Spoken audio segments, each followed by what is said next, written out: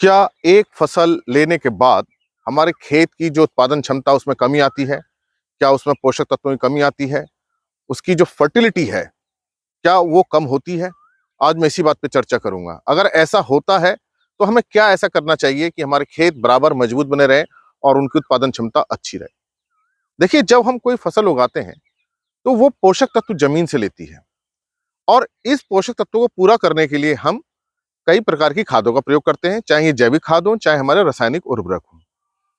अगर फसल की आवश्यकता के अनुसार हमने ये उर्वरक नहीं दिए हैं, तो फसल क्या करेगी? मिट्टी से ये ले लेगी, पोषक तत्व ले लेगी और अपनी ग्रोथ को पूरा करने के लिए, अपनी पत्तियों को बनाने के लिए, डंठल बनाने के लिए, बीज बनाने के लिए, ये नीचे से ज़्यादा से ज़्यादा पोषक तत्व लेने का प्रयास करेगी।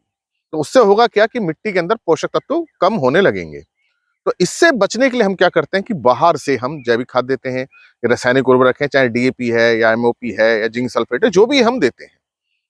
तो ये एक बैलेंस बना होना चाहिए कि फसल को जितनी आवश्यकता है, उतना हम इसको जैविक खादों के माध्यम से या रासायनिक खादों के माध्यम से दे दें।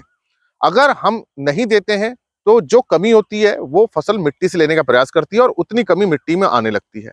अब ये एक कमी 1 फसल में आएगी, 2 फसल में आएगी, 3 फसल में आएगी, 1 साल, 2 साल, 3 साल, 4 साल और धीरे-धीरे जब ये कमी बढ़ती जाएगी, एक समय ऐसा आएगा कि बहुत ज़्यादा कमी हो जाएगी और फिर उसको जैविक खादों से, रासायनिक उर्वरकों से पूरा करना बड़ा मुश्किल हो जाता है।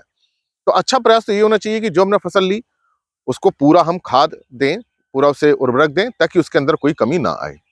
अब समस्या होती यह है कि फसल को बहुत सारे पोषक तत्व चाहिए होते हैं और उसमें से 17 पोषक तत्व आवश्यक होते हैं, जिसको कुछ को हम सूक्ष्म पोषक तत्व कहते हैं और कुछ को हम प्रमुख पोषक तत्व कहते हैं।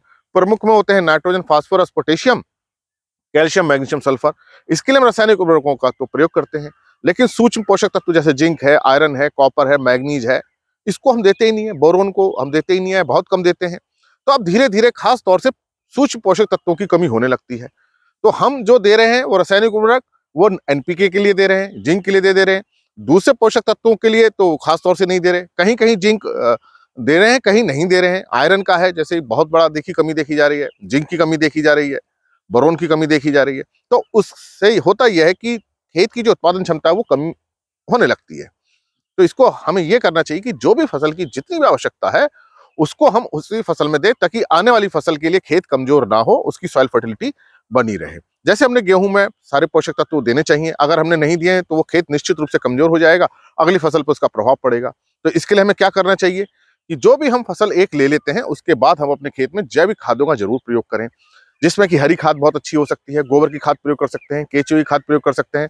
फसल अवशेष को दोबारा हम अपने खेत में मिला सकते हैं, ताकि उसके अंदर कोई कमी आगे ना बने।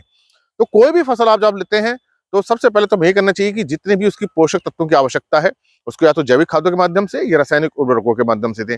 अगर ऐसा नहीं हो पा रहा है, तो फसल काटने के बाद बीच में जो समय मिलता है, उसमें किसी न किसी प्रकार से हम जैविक खादों को जरूर उसके अंदर देना चाहिए।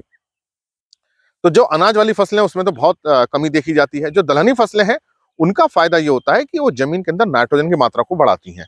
लेकिन फास्फोरस और पोटेशियम में दूसरे पोषक तत्वों की तो कमी होती है, क्योंकि उनकी जड़ों में जो बैक्टीरिया है, राइजोबियम, वो नाइट्रोजन को तो फिक्स करता है, वो फास्फोरस को या पोटेशियम को या किसी दूसरे सूक्ष्म पोषक तत्व को फिक्स नहीं करता है, मिट्टी के अंदर नहीं बढ़ाता है। तो दलहनी फसलों में हम नाइट्रोजन की मात्रा को तो कम कर सकते हैं, लेकिन बाकी जो सूक्ष्म पोषक तत्व हैं, या फास्फोरस है, पोटेशियम है, जिंक है, कैल्शियम है, मैग्नीशियम है, सल्फर है, इनको हमें जरूर देना चाहिए। तो कुल मिला के बात यह है कि हमको जो फसल उगा रहे हैं, उसमें पूरा पोषण दें, पोषक तत्व दें, और अगर नहीं दे पा रहे हैं, तो अगली फसल बोने से पहले अपनी मिट्टी को हम अच्छी तरह से जैविक खाद दें उसमें, और जो फसल अगले लें उसमें भी सही ढंग से पोषक पदार्थ दें, ताकि हमारे खेत लंबे समय तक उपजाऊ बने रहें और उनके अंदर कोई कमी ना आए। तो ये मेरी बात आप समझ गए होंगे कि फसल में अगर सही ढंग से हम पोषक तत्वों को नहीं देते, तो खेत कमजोर होने लगते हैं और लंबे समय में उसका हमें असर नजर आता है कि सब कुछ अच्छा करने के बाद भी हमारा उत्पादन नहीं बढ़ पाता है। तो हर फसल के बाद खेत को फिर मजबूत करें, फसल लें, सही पोषण दें, फिर खेत को मजबूत करें, ताकि हमारे लंबे समय तक हमारे खेत भी अच्छे रहें और हमें अच्छा फसल उत्पादन मिलता रहे। धन्यवाद।